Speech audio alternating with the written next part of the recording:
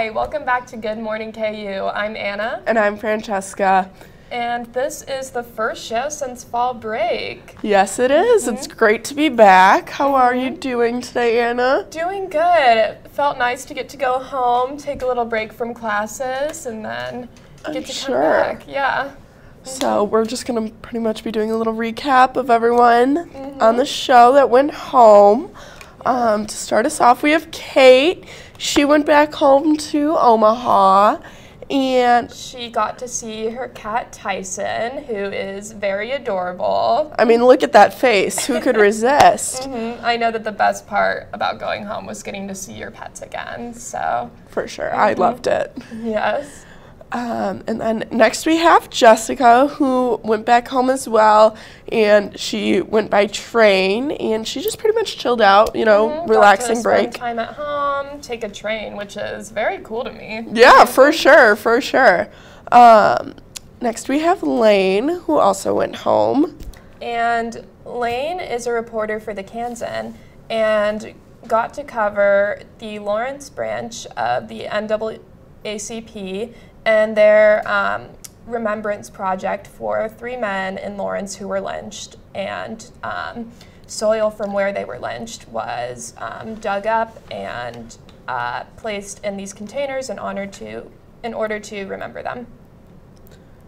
Oh, and there's his dinosaur that he buckled into his front seat while he was driving home. Safety first, everyone. So I also went back home to Omaha, and the night when I got in, all of my friends who did journalism with me last year texted me saying that they were also in town. So we went to surprise our old journalism advisor. So there's us at our football stadium surprising him. I also went home. I went home to Chicago, and I was able to bring home some friends. These are both of my bigs for my sorority, and we basically just showed them the city. It was 8 of us that went, and we just had a great time. We were there from Thursday to Tuesday. It was a lot of fun. Showed them all the tourist spots, you know, the Mag Mile, the Bean, the city. It was a lot of fun. Yeah, so next is Meredith, who also went back home to Omaha. Lots of Omaha people on this show. And she got her wisdom teeth taken out, so here's her with her dog recovering from that. I'm sure that was a lot of fun to be doing over fall break. And finally, we have Carson, who surprised his friends at home. I'm sure that was a lot of fun. He went golfing. I would love to be surprised by my friends. I know. Yeah, definitely a fun trip back home. For sure. All right, well, I think. Yeah, well, welcome back to Lawrence, everyone from fall break. I hope this week of classes goes well. And next will be Lane interviewing Steve Rottinghaus. No one takes drugs expecting to become addicted. You should know that addiction can happen to anyone because it's a disease of the brain. That also means recovery is possible. Addiction doesn't have to be permanent, and the state of Kansas is ready to assist you in every step of the way. Visit findtreatment.gov or call the Kansas Substance Abuse Referral Line at 866-645-8216. Good morning, KU. My name is Lane Pfeiffer, and I'm currently here with Steve Rottinghaus, who is the Career Fair Coordinator. So, Steve, tell me how you're doing today. Doing great. I hope the students are refreshed after the fall break and ready to think Career Fair next week. I know I am. So tell me everything that I possibly need to know about the Career Fair, what it is, you know, everything like that. We're 8 days away, so it's next Thursday, October 21st from 10 a.m. to 3 p.m. Believe me, students don't want to be there all 5 hours, but if you can devote at least one solid hour, make some connections to like 3 or 4 companies, I think it's worth your time. We have 13 organizations from Wichita, Lawrence, Topeka, and Kansas City. A good mix of TV, radio, newspapers, communications, PR, mobile apps. So I know these companies are eager to connect with students after what we've gone through the past 18 months. Yeah, for sure. And, you know, as one of the students that's really interested in going, I'm very excited. So that sounds really interesting. And to know how many people we'll be connecting with is phenomenal. So one, congrats for putting that all together, and thank you again for being on the show. But what is the main reason why students should attend, and how will it benefit them the most? I think it'll benefit all students, regardless of what year in school you are. I always like freshmen, sophomores to show up just to see what these companies are looking for. But then with juniors and seniors, if you're ready for that internship, that first job, it's a great place to connect. These companies want to get to know you as much as you want to get to know them. If the timing's not quite right for an internship or job, I think it's so important to get that connection right now. So say next March when we have our spring career fair, you can follow up with them and say, hey, I met you at the fall career fair. I'm ready to look more closely at internships and jobs. But yeah, it's not a make or break thing. A lot of times it's just being exposed to the careers out there and finding out, kind of what your interests are. Yeah, I think that's great. I remember before we were chatting over here, you mentioned looking professional. So can you tell me and some of the kids what looking professional may look like for this? Business casual, business professional is the preference. You don't want to wear, I know it's pandemic, it's kind of common to wear the hooded sweatshirt. You probably don't want to wear that at a career fair. A collared shirt looks nice. Slacks, nice dress shoes. But yeah, you don't want to wear, the sweatpants, the yoga pants, or the sweatshirts.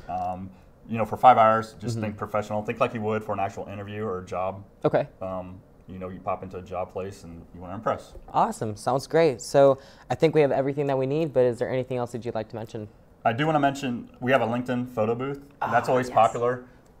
So if you need a new photo for LinkedIn, we're going to have a professional photographer here with a nice lighting backdrop. It looks great for an online portfolio as well.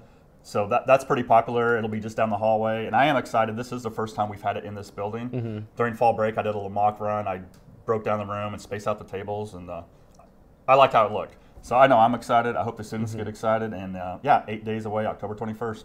All right. Well, make sure to put it in your calendars. I know I'm sure I'm excited. So thank you again for being on the show, Steve. Thanks, Link. All right.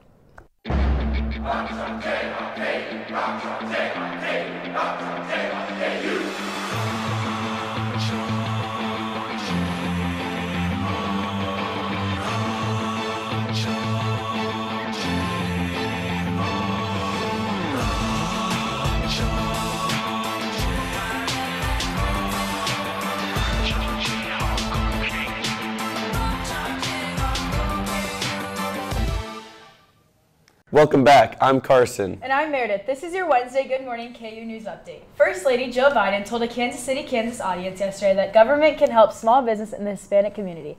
Biden met with community leaders at the El Centro Academy, which is an early learning center. The guest list included Olivia Cadillo, a junior at KU studying aerospace engineering. During the pandemic, the state of Kansas adjusted its liquor laws to allow restaurants to provide cocktails to go and liquor stores to be open on Sundays. Now, a special legislative committee is meeting to discuss whether the state will allow grocery stores to deliver beer along with other groceries. A recommendation is expected by November 10th. While the number of COVID-19 cases has dropped on campus, the number is growing for the KU cough. According to the Watkins Health Center, it's hard to determine the difference unless you are tested. Officials recommend wearing a mask in addition to getting proper rest, drinking fluids, and washing hands regularly. In sports, the KU soccer team defeated two ranked opponents last weekend at Rock Chalk Park. Sophomore Bree Severns scored 2 goals and had an assist to lead the Jayhawks to victories over number 23 Baylor and number 9 West Virginia. Both games finished 2-1, with the Sunday victory over the Mountaineers coming on a Severns goal with just 7 seconds to play in double overtime. Severns was named Big 12 Offensive Player of the Week. Kansas will travel to Oklahoma this week to play the Sooners on Thursday night at 7 p.m. The Major League Baseball playoffs are in full swing across the country. In the division round, the Boston Red Sox and Houston Astros won their best-of-5 series and will next play each other in the best-of-7 series for the American League pennant. Las Vegas Raiders head coach John Gruden resigned Monday night after racist, homophobic, and derogatory comments were leaked from a series of emails he sent out between 2011 and 2018.